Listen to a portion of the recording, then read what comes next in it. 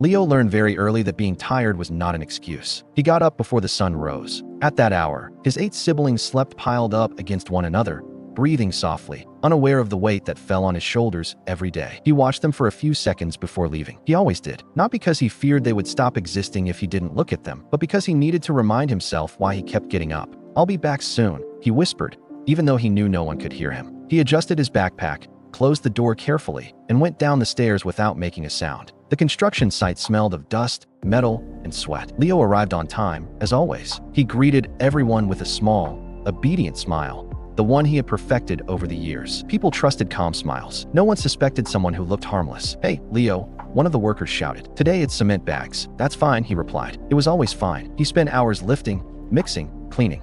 His hands burned. His back protested, but he didn't stop. He couldn't. Every bag he lifted was food. Every extra hour was medicine. Every coin mattered. At noon, while eating a crushed sandwich, he took out his phone. He had 3 unread messages. One was from his youngest sister. "Today we didn't have breakfast, but it's okay." Leo closed his eyes for a second. He took a deep breath. Then he replied quickly, "Tonight, I'll bring something good. Love you." He was lying. He didn't know if he'd make enough. That same night, he didn't go straight home. He walked 10 more blocks, to a street that didn't appear on tourist maps. There, between an abandoned workshop and a closed shop, was a door with no sign. He knocked twice, waited, knocked once more. They opened it. "Come in, Sir Leonardo." He didn't like the name. He never had, but it was necessary. Inside, the place was dark and silent. A makeshift office, a table, 2 chairs, a yellow lamp. Nothing else. In one of the chairs sat a nervous hamster, his hands shaking. "Hi, I didn't mean to," he said as soon as he saw him. "It was an accident." Leo sat across from him. His smile was gone. "Explain," he said. The other spoke fast. Too fast. "Debts, threats, a dead partner, a witness, a problem." When he finished, the silence weighed like concrete. "How much?" Leo asked. "Everything I have," the man replied,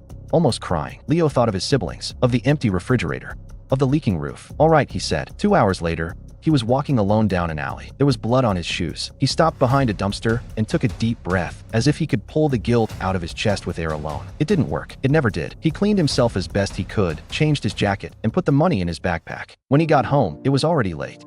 His siblings were waiting for him, awake. "Leo," they shouted. They jumped on him. He laughed. He took out food. He told them a story. He promised everything would be okay.